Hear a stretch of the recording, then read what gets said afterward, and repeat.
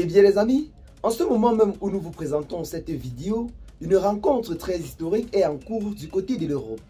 Les regards du monde entier sont tournés vers un événement d'une portée stratégique majeure. Des ministres des Affaires étrangères des États de l'AES, à savoir du Burkina Faso, du Mali et du Niger, sont actuellement du côté de la Russie où ils rencontrent leur homologue russe Sergei Lavrov.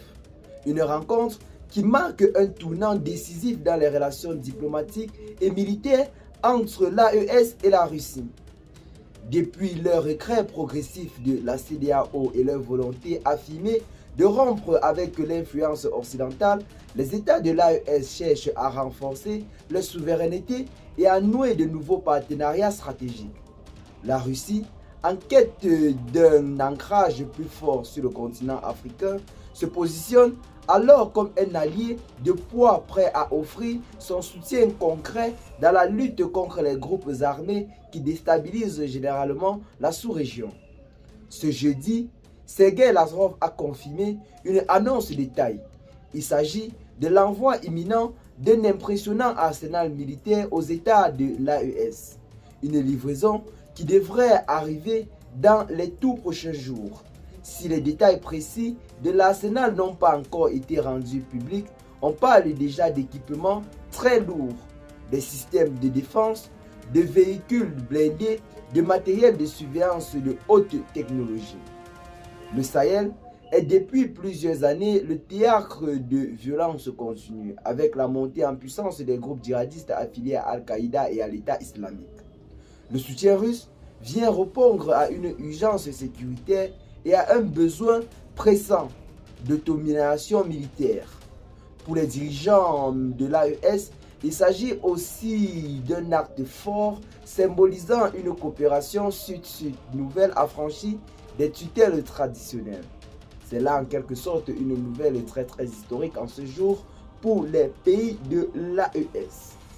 Sur la scène internationale, cette alliance stratégique ne passe pas inaperçue, tandis que certains saluent le renforcement de la coopération militaire entre la Russie et les États de l'AES, d'autres notamment en Occident s'inquiètent d'un recul de leur influence dans la sous-région, clé pour la stabilité globale. Mais pour les États de l'AES, l'essentiel est ailleurs, assurer la sécurité de leur population et recouvrer leur souveraineté.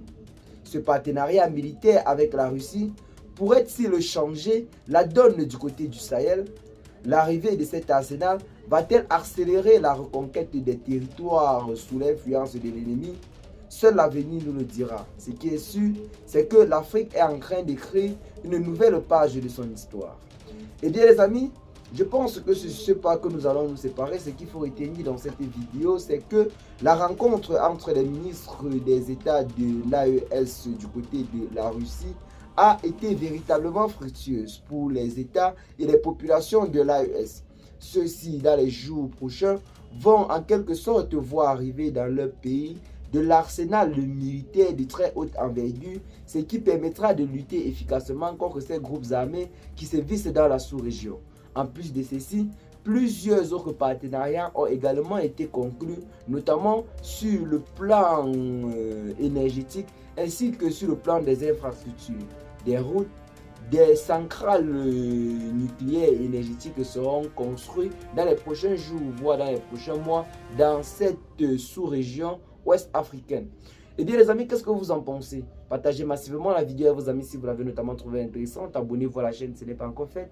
Et à très bientôt les gars pour de nouvelles notes d'informations. Ciao.